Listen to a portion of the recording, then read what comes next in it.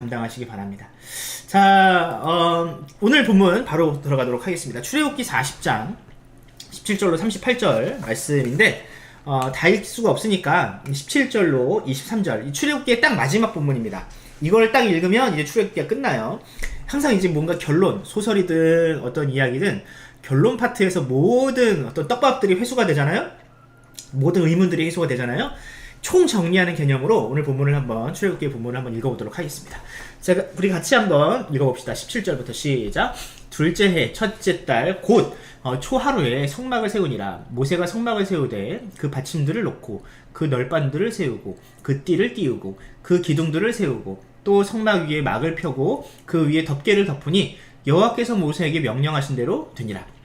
그는 또 증거판을 궤 속에 놓고 채를 꿰어 속죄소를 궤 위에 놓고 또 그 궤를 성막에 들여놓고 가리개를 휘장에 늘어뜨려 그 증거궤를 가리니 여호와께서 모세에게 명령하신 대로 되니라.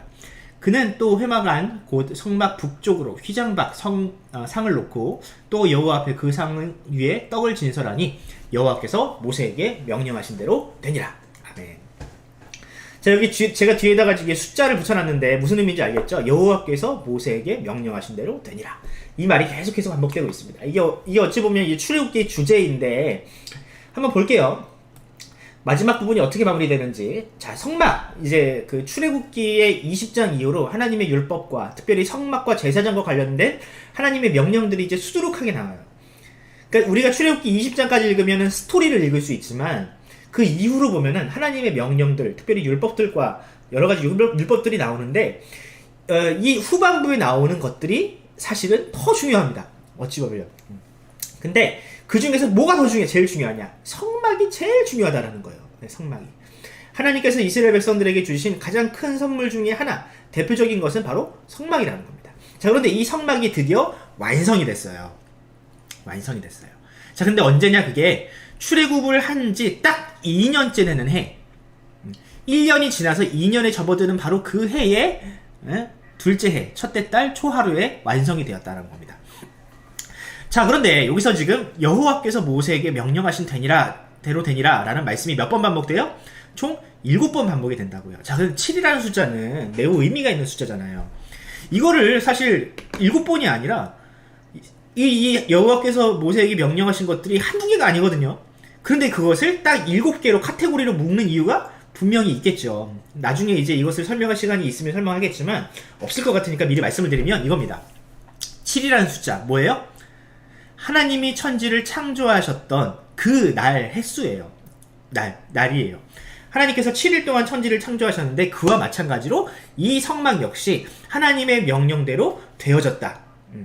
하나님께서 여호와께서 말씀하셨는데 빛이 있으라 하시니 빛이 있었다. 이 말씀과 마찬가지로 하나님께서 말씀하셨더니 그것이 7번에 걸쳐서 이루어지는 모습을 지금 이 성막을 통해서 보여주고 있는 겁니다. 이런 떡밥이 있는 거예요, 여러분들. 그러니까 이 성막은 새로운 창조, 하나님의 첫 번째 창조를 다시 회복시키는 두 번째 창조를 암시하는 바로 그런 건물이라는 겁니다. 네, 이해하시겠죠? 그래서 뭐 여러 가지 만듭니다. 이것들은 여러분들 일단은 다 디테일을 볼 수는 없고 넘어가 볼게요. 자, 그런데 이 성막이 완성된 이후에 어떤 일이 벌어지느냐? 성막이 완성되니까 이스라엘 백성들을 쫓아다니던 두 가지 그 하나님의 임재의 상징이 있었습니다. 그게 뭐냐면 구름 기둥과 불 기둥이 있었어요. 근데 이게 막 기둥이라 그래가지고 세로로 세워져 있는 기둥이 아니었어. 하늘에 있었던 그 구름과 불이었던 겁니다. 그런데 그것들이 이제 어디로 내려와요? 이 성막에 임재하고 하늘에 있던 것이 땅으로 내려왔다는 겁니다. 자, 그리고 이 구름이 이 구름이 이스라엘 백성들을 이제 앞으로 인도하는데 이 성막에 있던 구름이 다시 떠올라서 이동하면 이스라엘 백성들은 또 이동하고 성막이 머물러 있으면 이스라엘 백성들은 멈춰 있는 이런 삶을 이런 훈련을 총 몇 년? 40년 동안 이제 이들이 하게 되는 겁니다. 이게 바로 출애굽기의 결론이에요. 자, 그런데 우리가 왜 이런 결론을 이렇게 읽어야 하며 또 출애굽기가 왜 이런 결론을 우리에게 주는지 한번 그것을 처음부터 끝까지 출애굽기를 살펴보면서 한번 차근차근 살펴보도록 하겠습니다. 전체를 다 보는 거예요. 그래서 이 결론이 왜 이런 결론이 나오는지를 한번 봅시다. 자, 출애굽기는 성막 완공을 기록하면서 여호와께서 모세에게 명령하신 대로 되었다라는 것을 강조하는데 7번이나 강조하는데 왜 이럴지 한번 천천히 볼게요. 자, 출애굽기의 첫 번째 스토리를 한번 생각을 해볼게요. 어떤 스토리가 등장을 합니까? 이스라엘 백성들이 애굽에서 잘 먹고 잘 살다가 갑자기 하나님을 알지 못하고 요셉을 알지 못하는 새로운 왕조가 섬으로 말미암아 그들이 하루아침에 뭐가 돼요? 노예가 됩니다. 그죠? 노예가 되는 것뿐만 아니라 그의 자녀들의 생명이 위협을 당하는 그런 상황이 펼쳐지게 됩니다. 그 상황에서 자신을 구원자로 내세우고 싶었던, 이스라엘 백성들을 구원하고 싶었던 모세라는 사람이 이제 어떻게 구원자를 한번 자청해 봤지만 실패하죠. 그래서 광야로 내쫓아집니다. 그러고 나서 그 모세가 광야에서 누굴 만나요? 하나님, 떨기나무 가운데에서, 불타는 떨기나무 가운데서 말씀하시는 하나님을 만나게 됩니다. 그래서 하나님이 내 백성을 보내라 라는 말씀을 모세에게 주시고, 모세는 하나님의 말씀에 의지해서 애굽 왕 바로에게 가는데 안 보내죠. 그래서 하나님이 이 애굽에 10가지 재앙들을 내리시게 됩니다. 그렇죠. 이 10가지 재앙이 내려진 이후에 이스라엘 백성들이 결국 출애굽을 성공하는데, 그러고 나서 시내산 밑에서 그들이 무엇을 받느냐? 하나님의 말씀, 율법을 받아요. 그리고 그 율법 가운데에서 하나님의 임재의 상징, 이스라엘 백성들과 하나님이 함께 하실 수 있는 매개체, 거처를 이제 세우게 되는데, 그것이 뭐다? 바로 성막이라는 겁니다. 자, 이해하시겠죠? 예, 자, 이게 이제 출애굽기 전체 스토리인데, 자, 그러면 이 성막을 이제 결론적으로 이제 우리가 볼 때 뭘 강조하고 있냐면, 하나님의 말씀대로 되었다라는 것을 강조해요. 무슨 뜻이냐면, 하나님의 말씀이 100% 반영된 것이 뭐다? 바로 이 성막이라는 겁니다. 하나님의 뜻, 하나님의 말씀이 100% 반영되었다. 자, 단적인 예로 볼게요. 여러 가지 기물들도 있지만, 이 완공된 시점조차도 하나님의 뜻대로 되었어요. 출애굽기 40장 1절로 2절을 보면 이런 말씀이 있습니다. 여호와께서 모세에게 말씀하셨어요. 이것도 되게 중요한 표현이에요. 말씀하셨어요. 뭐라고 말씀하셨느냐? 너는 첫째 달 초하루에 성막을 세워라.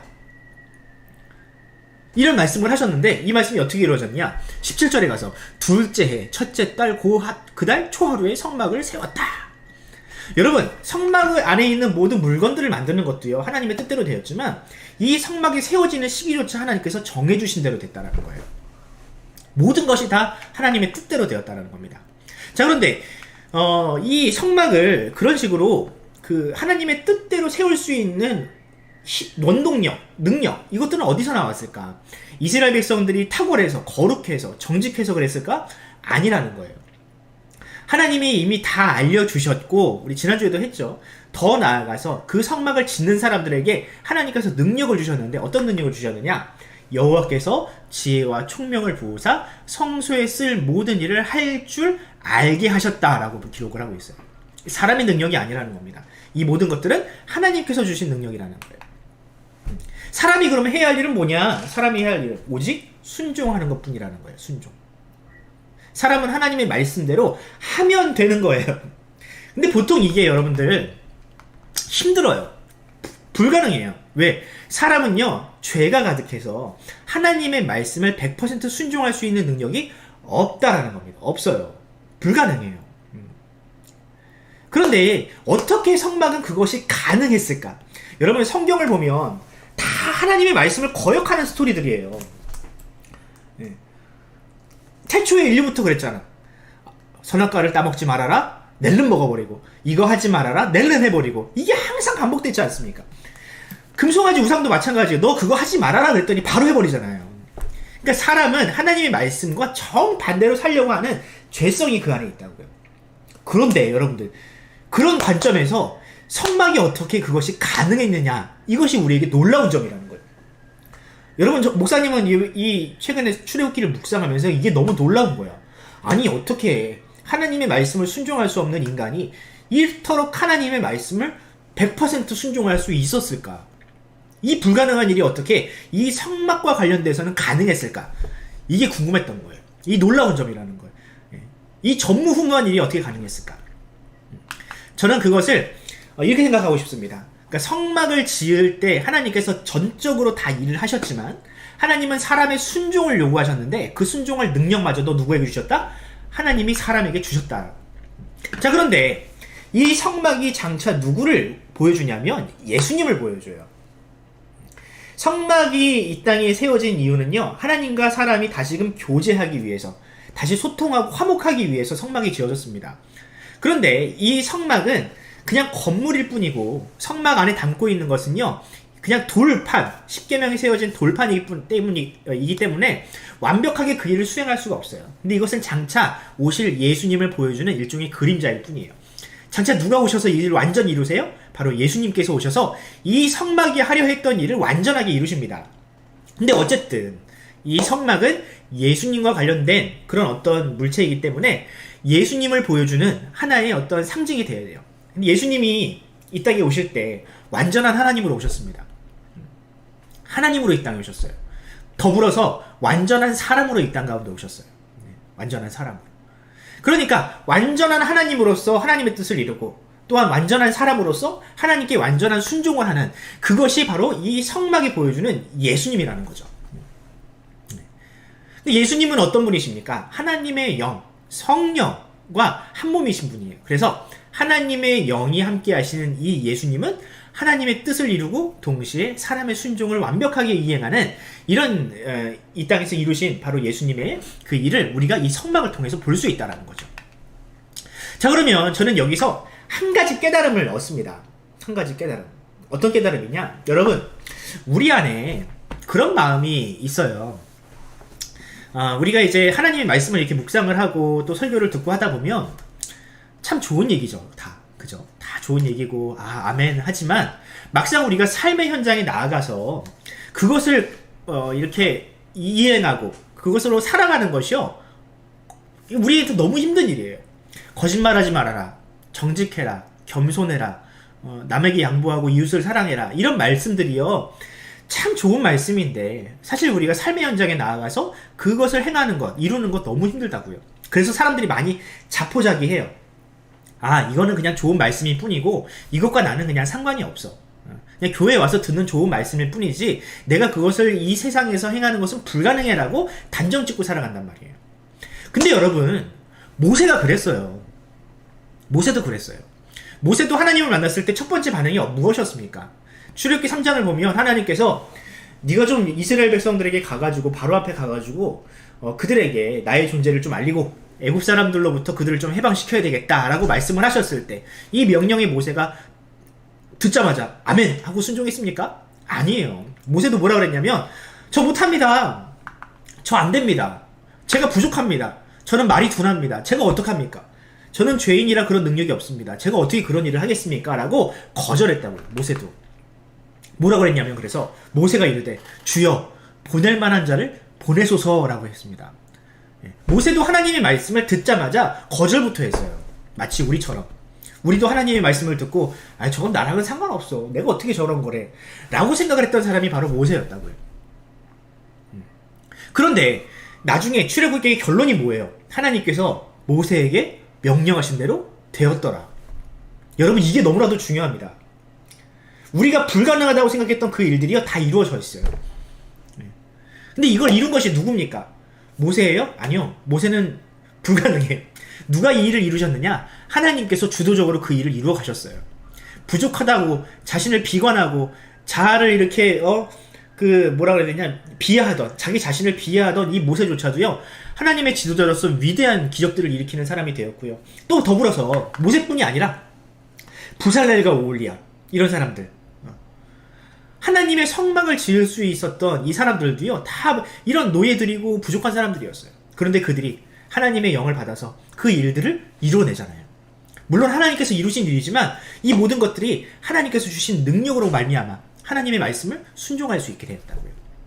자, 모세 한 사람의 순종, 모세 한 사람이 하나님을 만나서 이스라엘 백성 전체가 하나님께 성막을 헌상하는 그런 시너지가 일어났다라는 거. 모든 사람들이 노예로서, 애굽의 노예로서 하나님의 말씀을 순종할 수 없는 상태였지만 출애굽기의 결론은 뭐예요? 이스라엘 백성 전체가 하나님의 말씀을 이루는, 순종하는, 100% 순종할 수 있는 이 성막을 완공하는 사람들이 되었더라. 하나님의 말씀이 이루어졌더라 라는 말씀으로 결론을 내리고 있는 겁니다.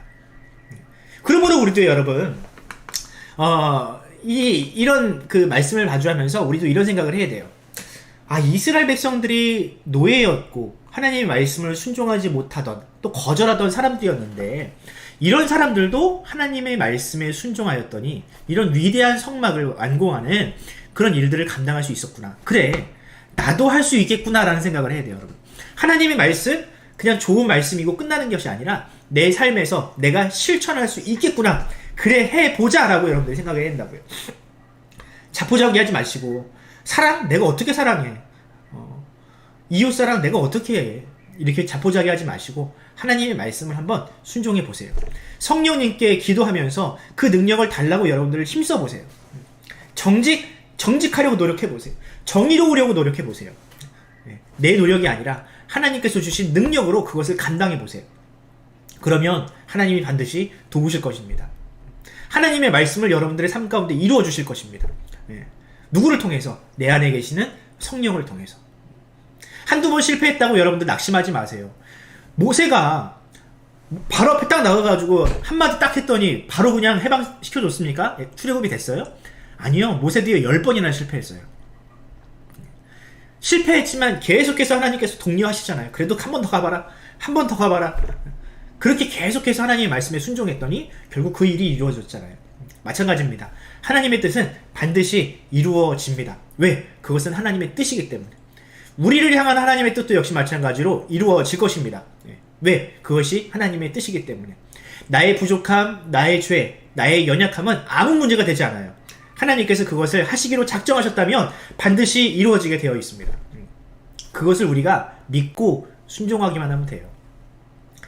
그 순종의 능력이 여러분의 삶에도 이루어지길 바랍니다. 믿고 순종하면 반드시 여러분들도 모세와 같이, 부살렐과 오홀리압과 같이 여러분들의 인생을 아름다운 성막으로 지을 수 있을 줄로 믿습니다. 아멘 나와야 돼요. 아멘. 자, 이게 출애굽기의 결론이 우리에게 주는, 하나님께서 모세에게 명령하신 대로 되었더라 라는 말씀이 주는 교훈이에요. 자, 그러면 두 번째, 이 말씀을 또 해야죠. 이 말씀을 가지고 또 사도 바울이 빌립보 교회에게 이런 용기를 주는 말씀을 기록했어요. 목사님도 좋아하고 많은 우리 선생님들, 우리 성도들이 좋아하는 말씀인데 한번 읽어보도록 하겠습니다. 내가 궁핍함으로 말하는 것이 아니니라. 어떤 형편에든지 나는 자족하기를 배웠노니 나는 비천에도 처할 줄 알고 풍부에도 처할 줄 알아. 모든 일 곧 배부름과 배고픔과 풍부와 궁핍에도 처할 줄 아는 일체의 비결을 배워노라. 내게 능력 주시는 자 안에서 내가 모든 것을 할 수 있느니라. 이 뒤에 있는 부분만 따면 안 돼. 야, 내가 모든 걸 할 수 있대 이러면 안 돼요. 앞에 있는 내용이 뭐예요? 나는 가난해. 하지만 나는 이 가난이 나에게 아무런 문제가 되지 않아. 왜? 나는 이 가난 속에서도 하나님께서 함께 하심으로 말미암아 그 가운데서도 내가 가난하니까 못하고 돈 없으니까 못하고 아무것도 못하고 난 집도 없고 이러니까 아무것도 못해라고 단정짓고 살지 않아. 왜? 하나님께서 나와 함께 하시기 때문에. 그러므로 나는 하나님이 하심으로 나는 모든 것을 할 수 있는 사람이야. 하나님의 뜻이 반드시 내 삶을 통해서 이루어지는 사람이야 라는 믿음이 바울에게 있었다고요. 여러분들에게도 그런 믿음이 있길 바랍니다. 요즘 많은 사람들이요, 나는 뭐 집도 없고 나는 취업하기도 빡세고 이 세상이 그냥 나는 이 생 망했고 막 포기하고 살아요. 그러면 안 돼요, 여러분들. 네. 하나님이 함께 하시는 사람은요, 어떤 상황에서도요 하나님의 뜻을 이룹니다. 믿으시기 바랍니다. 자, 두 번째, 성막이 완공되고 그 이후에 일어난 일들이 있어요. 굉장히 이제 뭐 너무나도 그 명확한 사인을 주는 일이지만 우리가 한번 그 교훈을 한번 보도록 하겠습니다. 자, 하나님께서 이 성막을 완공하신 것을 보시고 하나님의 뜻이 100% 이행된 이 담겨진 이 성막을 보시고 하나님께서 기뻐하시고 하늘에 있던 구름을 그 성막으로 옮기셨어요. 구름은 원래 하늘에 있어야 되잖아. 땅 아래 내려오면 구름이 흩어져 버려요. 기압 차이 때문에. 근데 이 구름이 성막에 그대로 머물러 있어요.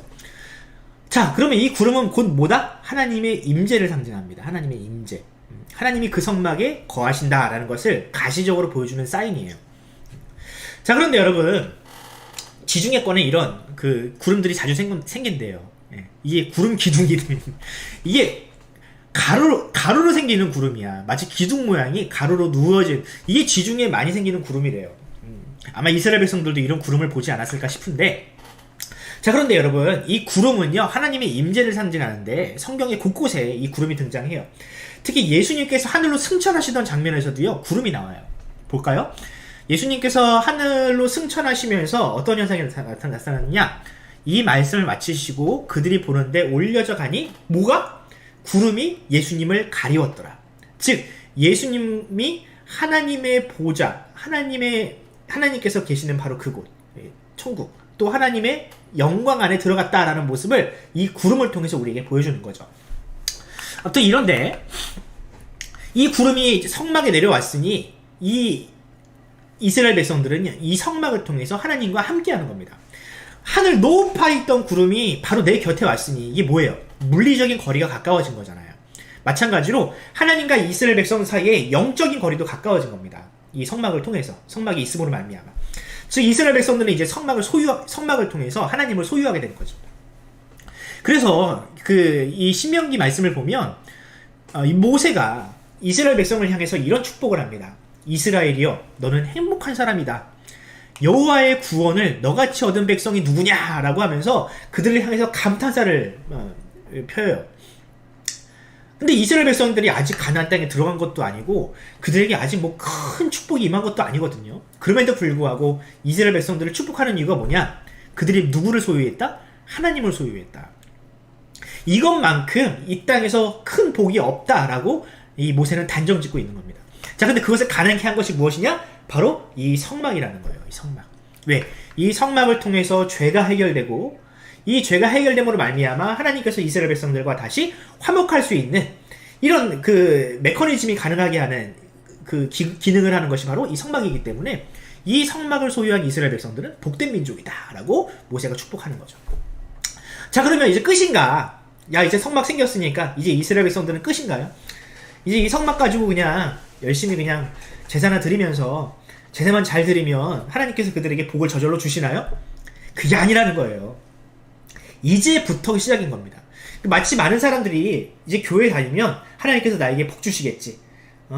이제부터는 그냥 내가 기도만 하면 하늘에서 뭐가 막 떨어지겠지. 라고 생각을 하는데 그게 아니라는 거예요. 성막이 생긴 이후부터 하나님께서 그들과 함께 하시는 것부터 이제부터 신앙생활, 하나님의 백성다운 삶을 시작해야 한다는 겁니다. 시작. 이제부터 시작. 자, 그럼 뭘 시작하느냐? 하나님 백성다운 삶이 과연 무엇이냐라고 했을 때 다른 거 아닙니다. 성막을 짓던 그들의 순종이 그냥 이어지면 되는 거예요. 하나님은요, 다른 거 원하지 않으세요. 야, 너 이제 하나님 백성 됐으니까 예전보다 더 헌금 많이 내. 예전보다 더 열심히 살아야 돼. 이런 거 요구하신 게 아니라요. 하나님의 말씀을 순종만 하면 되는 거예요.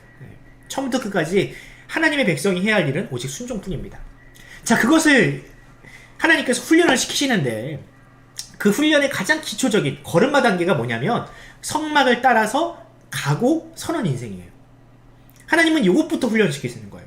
마치 우리가 애가 태어나면 걸음마부터 시키잖아. 엄마 아빠가 손잡고 걸어봐 하잖아요. 네.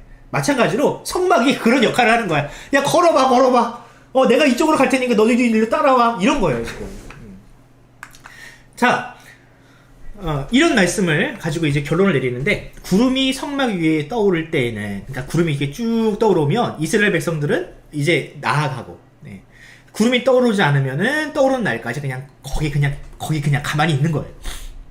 그러니까 이스라엘 백성들은요, 이 광야에서 40년을 지내면서 매일 아침마다 뭘 보냐면, 제일 눈을 뜨자마자 제일 먼저 뭐를 보냐면, 성막이 뭐 하나 보는 거예요, 이렇게. 아, 제사장들과 레위인들이 성막을 걷고 있으면, 아, 구름이 떠올랐구나. 우리도 이사 갈 준비하자. 근데 만약에 아침에 눈을 떠가지고 딱 봤는데 성막이 그냥 그 자리에 있어. 구름도 그냥 그 자리에 있어. 야, 오늘은 그냥 여기 있나 보다. 오늘 그냥 여기서 그냥 하루를 잘 보내자. 이거예요. 예. 이거를 40년 했어요. 이거를 40년.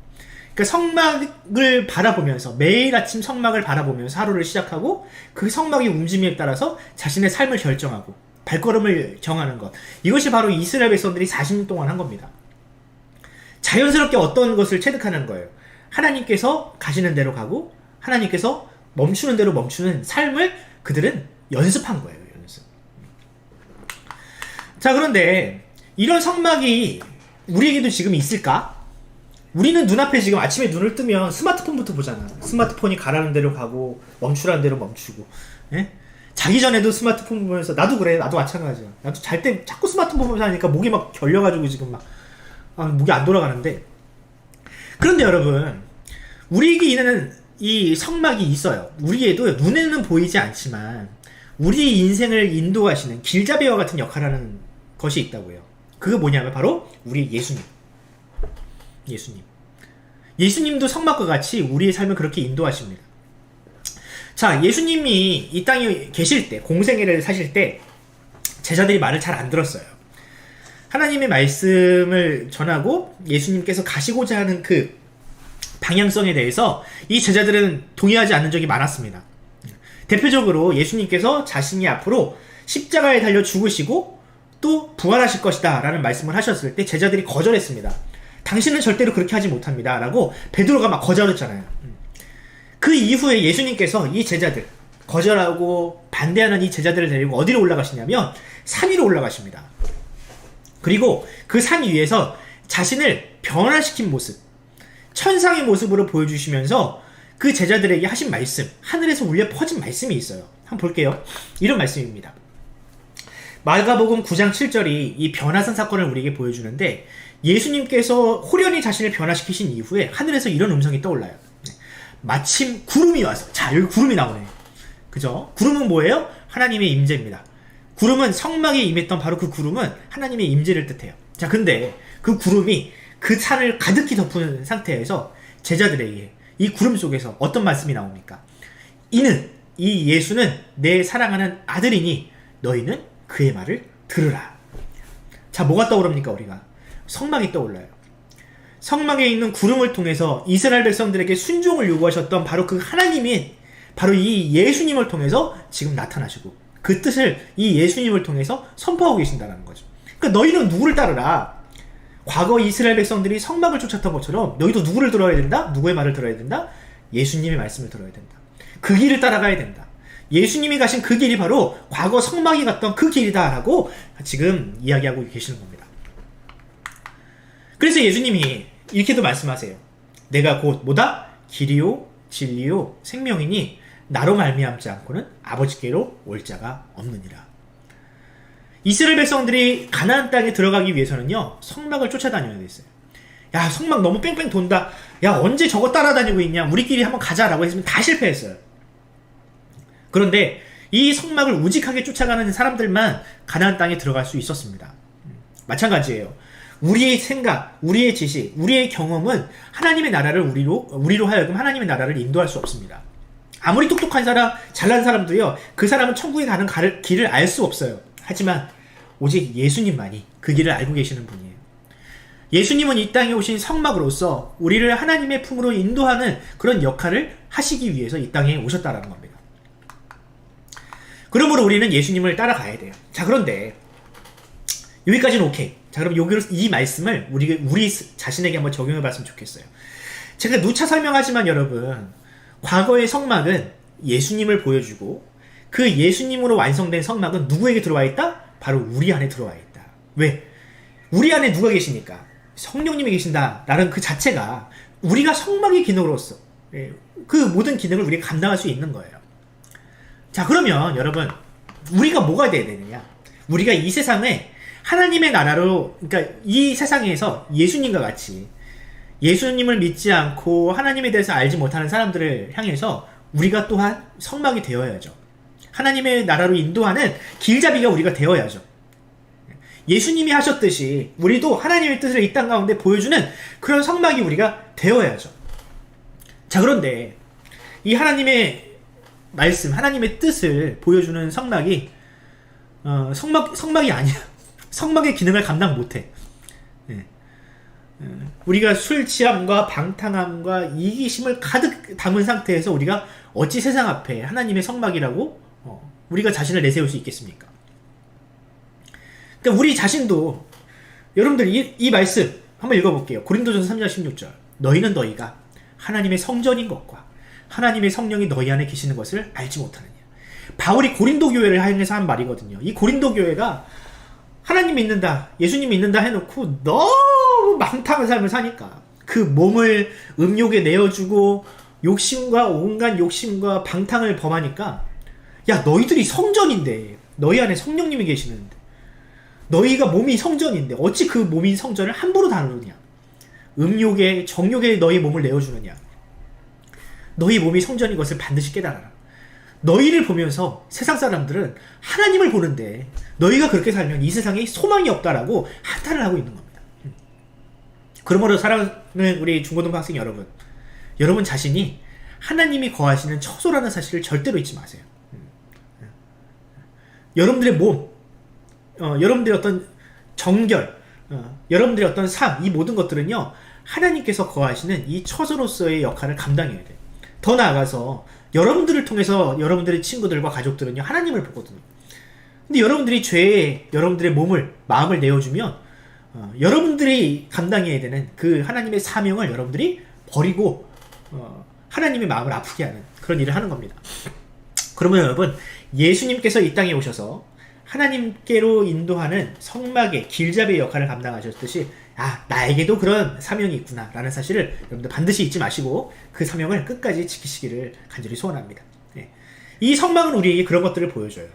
예수님도 보여주고요, 우리가 해야 할 사명도 보여줍니다. 그러므로 하나님의 말씀을 늘 묵상하고 가까이 하면서 하나님의 말씀이 이렇게 가라고 하시는구나, 예수님이 이런 삶을 사셨구나, 나도 이 길을 가야겠구나 라는 것을 여러분들이 늘 묵상하고 그것을 깨달으며 여러분들의 삶을 채워나시기 바랍니다. 적용해 보겠습니다. 첫 번째, 여러분, 겸손을 가장한 불순종이 있습니다. 굉장히 겸손한 척 하는데 사실은 그것이 불순종인 경우들이 되게 많아요. 제가 어떻게 그런 일을 합니까? 저 말고요, 다른 사람 알아보세요. 하나님, 제가 어떻게 그런 걸 합니까? 저는 죄인인 거 아시잖아요. 이게 겸손인 것 같지만요, 사실은 불순종이에요. 왜? 그 일을 이루시는 분은 하나님인데 지가 뭐라고 한다 만다 해요. 하나님이 하시고자 하시면 이루시는 거예요. 나의 죄, 나의 연약함이요, 하나님이 하시는 일을 막을 수가 없어요. 그런데 내가 그걸 못해요, 저는 그런 거 안 돼요, 이렇게 말하면요, 하나님의 능력을 제한하는 거예요. 하나님은 그런 거 하실 수 없는 분이라고 그냥 말해버리는 거라고요. 하나님은 이 연약한 나를 통해서 아무것도 이루실 수 없는 분이라고 얘기하는 거나 마찬가지라고요. 그러니까 겸손을 가장한 불순종이 있는데요, 이렇게 우리가 살지 말고요, 예수님이 가신 그 순종의 길, 예수님의 삶은 온통 순종이었습니다. 그 마지막 기도가 뭐예요? 나의 원대로 마옵시고 아버지의 뜻대로 되기를 원합니다. 순종이에요. 나의 원, 나의 연약함, 이것은 하나님 앞에 아무것도 아닙니다. 오직 우리에게 필요한 것은, 우리가 해야 할 것은 오직 순종뿐입니다. 이 순종은 믿음에서 나와요, 여러분. 두 번째, 매일 아침 성막을 바라보면서 하루를 시작한 이 이스라엘 백성들처럼 우리가 매일은 아니더라도 그래도 주기적으로 말씀을 묵상하며 말씀이 가라는 대로 가고 서라는 대로 서고, 지금 내가 어떤 선택의 기로가 놓여 있는데 만약에 예수님이라면 어떤 삶을 사셨을까? 우리가 늘 그것을 마음에 담고 살아가면 됩니다. 그 선택을 하나님께서 지지하세요. 하나님께서 너는 어느 대학을 가거라 이렇게 말씀하지 않으세요.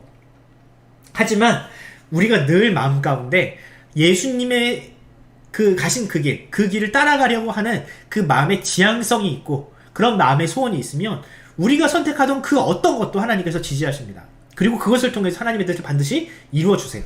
근데 중요한 건 뭐냐? 대원칙이 있어요. 하나님의 뜻, 하나님의 말씀 안에서 살아가려고 하는 그런 의지와 어떤 그런 순종이 있다면 우리의 그 어떤 선택도 하나님께서는 기뻐하실 겁니다. 할렐루야. 그러니까 여러분들 여러분들의 진로, 취업, 배우자, 이 모든 것들이요 다 이런 카테고리 안에 들어가요. 근데 저는 여러분들 배우자를 위한 기도 되게 조심해야 된다고 생각을 해요. 여러분들 지금부터 해야 하는데 어떤 분들은요 배우자를 위한 기도를 한답시고 자신의 소원을 거기에 디립다 넣는 사람들이 있어. 키는 168 정도가 됐으면 좋겠고요, 대학은 어느 정도 다녔으면 좋겠고요, 연봉은 어느 정도 받았으면 좋겠어요. 하나님 이거 이루어주세요. 여러분, 이게 배우자를 위한 기도로 합시고 제목을 이렇게 다는데 여러분 이거 아니에요. 이건 내 의지고 내 욕심이지 어떻게 그걸 하나님의 뜻이. 딱 이거 하나면 돼요. 여러분들 믿는 사람 만나게 해주세요. 이거 하나면 됩니다. 여러분 요즘 이것도 힘들어요. 여러분 왜? 교회 성비가 완전 무너져가지고 믿는 청년 만나는 게 너무 힘들어요. 이거 하나만 가지고도요 너무나도 힘든 기도 제목이에요. 근데 거기에 막 연봉을 넣고 막 미모가 어떻고 이런 걸 더웠자 이건 내 욕심밖에 안 됩니다. 구체적으로 기도한답시고 이런 식으로 기도하면요 이거 하나님의 뜻 아니에요. 여러분들 그러므로 우리의 마음의 지향성, 이게 제일 중요한 거예요. 세 번째, 말씀에 순종할 때 나타난 하나님의 영광. 자, 이스라엘 백성들, 부살렐과 오홀리아, 모세를 비롯한 모든 사람들이 하나님의 뜻을 반영하는 성막을 만들었잖아요. 그 영광, 그때 임한 그 영광, 하나님의 뜻에 순종할 때 임한 그 하나님의 영광이 내 삶을 통해서도 나타나길 바랍니다. 가능해요. 여러분, 불가능하잖아요. 왜? 우리 안에는 누가 있어요? 하나님의 성령이 계시잖아요. 성령께서 계시는 한, 그 성령의 말씀을 우리가 순종하는 한 하나님의 영광은 반드시 우리의 삶을 통해서 나타나게 되어 있습니다. 여러분도 그것을 믿으시고 이 부족하고 연약한 나를 통해서도 하나님께서 일하시는 것을 기대하시고 그것을 경험하시기를 바랍니다. 자, 아멘. 오늘 말씀 참 좋네요. 여러분들, 이 출애굽기 마지막에 이런 결론을 내리는 게 참 은혜롭습니다. 자, 그래서 어떤 결론을 내리느냐, 여러분들, 이게 뭐냐면 묘비입니다. 묘비가 뭐냐면은 이 사람이 살아생전 어떤 삶을 살았다라는 것을 보여주는 일종의 상징적인 뭐라 그럴까, 한 문장을 써놓을 수 있는 그런 비석입니다. 어떤 사람은 이렇게 써놨습니다. 잘 놀다 갑니다. 이렇게 써놨고요. 제가 유명인들의 묘비를 한번 검색해봤습니다. 걸레 스님이라고 불린 중광스님이라는 그 스님이 있는데, 이 스님은 자신의 묘비명을 이렇게 새기셨다고 해요. 괜히 왔다 갔다. 내가 괜히 태어났구나. 물론 여러 가지 의미를 담고 있는 건데, 글쎄, 모르겠어요. 그 삶에 회의가 가득하고 번민이 가득했다라는 것을 우리가 느낄 수 있죠. 또 1925년 노벨상을 수상한 조지 버나드 쇼라는 되게 유명한 소설가입니다. 이 사람이 이런 말을 해요. 우물쭈물하다가 이렇게 끝날 줄 알았다. 알았던 거지. 내 인생이 우물쭈물하고 여러 가지로 이렇게 힘든 상황에서 선택을 이렇게 우물쭈물하다가 큰 일도 이루지 못하고 노벨상 정도 받은 사람이 이런 말을 하니까 얼마나 좀 그래요. 하지만 내 인생 별거 없었구나라고 그냥 결론을 내렸어요. 저는 어제 우리 청년들이랑 말씀을 묵상하다가 나의 묘비명을 정했습니다. 목사님이 죽으면 제가 목사님 그 딸들에게 나의 묘비명을 이렇게 세워나오라고 얘기하고 싶어요. 물론 이 묘비명에 부끄럽지 않은 삶을 살아야 되는데 이런 말을 세우라고 생각을 할 것 같아요. 여호와께서 권순민에게 명령하신 대로 되었더라. 멋있다. 이 출애굽기 40장에 있는 이 말씀, 여호와께서 모세에게 명령하신 대로 되었더라. 이 말씀이 목사님의 삶을 통해서도 이루어졌으면 좋겠어요. 여호와께서 권순민 목사에게 명령하신 대로 그 삶에 다 이루어드리는 삶을 살았다. 얼마나 좋습니까? 근데 물론 부끄럽지. 이 묘비명에 어울리는 삶을 사는 게 너무 힘들겠죠. 하지만 가능합니다. 왜? 내 안에 성령님이 계시기 때문에. 또 성령님이 계시기 때문에 반드시 그 일이 이루어질 거예요. 크든 작든 하나님의 뜻이 내 삶을 통해서 반드시 이루어질 겁니다. 그래서 저는 이렇게 써놓을 거예요. 여호와께서 권순민 목사에게 명령하신 대로 다 되었더라. 아멘. 여러분들도 그런 삶을 살기를 바랍니다. 자,